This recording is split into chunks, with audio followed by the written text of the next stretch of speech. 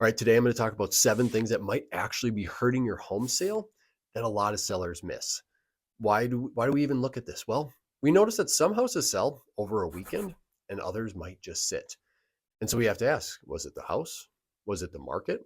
Was it the price? A lot of times, it might just be a few small things that sellers don't even realize that they're doing. They might be doing one, two, maybe all 7 of these things.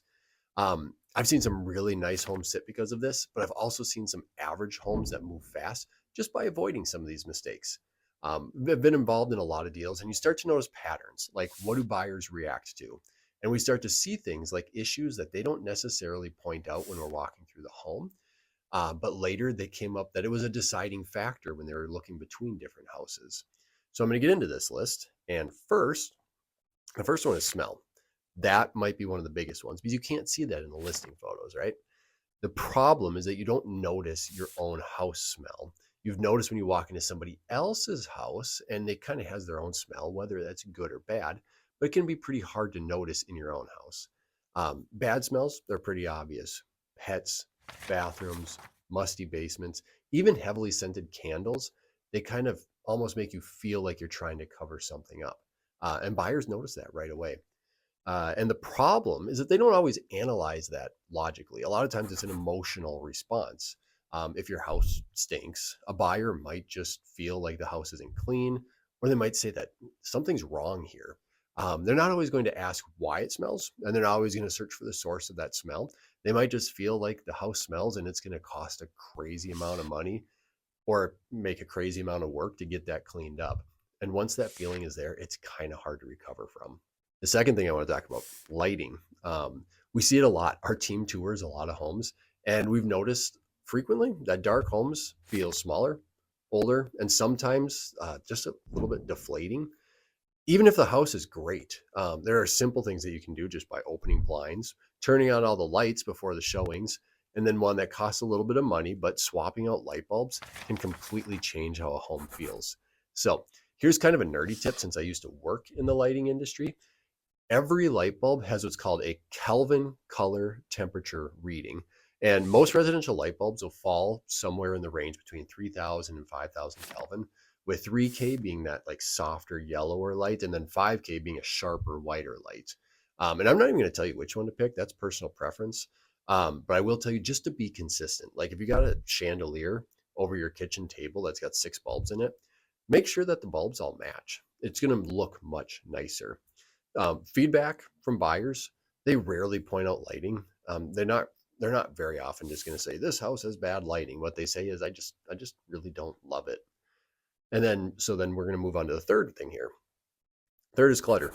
Even if your house is clean, this one's actually kind of a short and sweet point, but clutter, it's going to make the rooms feel smaller and more cramped. And what buyers are trying to do is they're trying to envision their life in your house.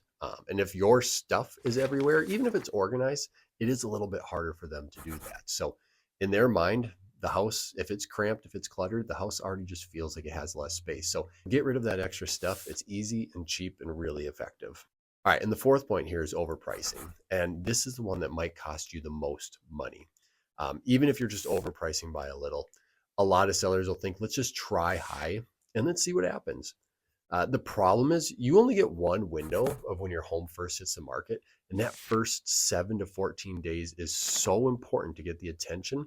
And we want to make sure that you capitalize on those weeks. If you miss that window because buyers think that it's overpriced, you don't get that momentum back. And what can end up happening is that you end up selling your house for less than if you had just priced it right to begin with. The fifth thing that can be quietly hurting your home sale, bad photos. Another huge one. Before anyone even goes into your house, they've already decided that they're interested. That's why they're showing up to the house. And that decision is based almost entirely on pictures. So if you have dark photos, if you have weird angles, or there's clutter all over, that's where a lot of the listings go wrong. So long story short, our brokerage, make sure that we have professional photography. We hire professionals to take photos, and after years of selling homes, I am still blown away by what they can do. So our goal is to get people through the door, because if you have no showings, that also means no offers. It's that simple. The sixth point, deferred maintenance. Um, all of those little things, and sometimes some of those big things that have been ignored over the years, they add up. loose handles, chipped paint, squeaky doors, worn out fixtures. Individually, they might not seem like a big deal, but to a buyer, those can really start to add up. And the thought becomes, if I can see this, what are the things that I can't see that are going on with this house? And so they either walk away or they start to mentally discount your price every time they run into this. Oh, the doorknobs don't work. All right, let's ask for a few hundred off. The screens are ripped. Okay, let's ask for $1,000. A leaky sink. Wow, this is really starting to add up. Okay, I guess we got to ask for another few hundred to hire a plumber. Dirty carpet. Okay, we better take off like 5 or 10,000 just to be safe. And that all adds up, and that's coming off of your asking price. All right, and number seven. This is the last item that could be holding back your home sale. Um, and that's if you stay home during showings. I get why you want to do it, but it almost always works against you. Buyers don't get to talk freely. Imagine that you got a couple, they're walking through a house and they don't get the chance to talk about, well, we like this, we don't like this could work, this might not work. They don't open closets the same way. They don't go through the kitchen cabinets and stuff to make sure that everything would work for them. And then they don't stay at the house as long. And this all adds up to that like common core issue is that they just can't picture themselves in the house. You want them to feel like it's already theirs, and that's really hard to do if you're standing there. Like the same person that's in the pictures is also standing right next to them. That's kind of weird, and it can be hard for you to take their little criticisms or things that they want to change, and they don't get to talk freely about that. And when you do get a few of these stacked together, that's when homes sit. You go through price reductions, and sometimes deals even fall apart. The good news is that a lot of these are fairly fixable. Deferred maintenance can be a little tougher depending on how far away the house has gotten from you, but many of these are well within your control. And honestly, just being aware of them puts you ahead of a lot of sellers already. So if you're ever thinking about selling and you avoid these, you're actually setting yourself up pretty well for your sale. If I didn't answer your question and you live in Minnesota, we can talk about this in much more depth. So feel free to get in touch.